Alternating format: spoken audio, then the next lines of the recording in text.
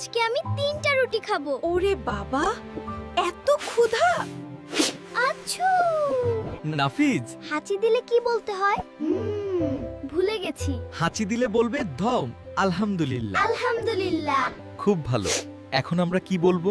ইয়ারহামুকাল্লাহ। এর মানে কি? এর মানে পালছেন আল্লাহ তোমার প্রতি দয়া করুন।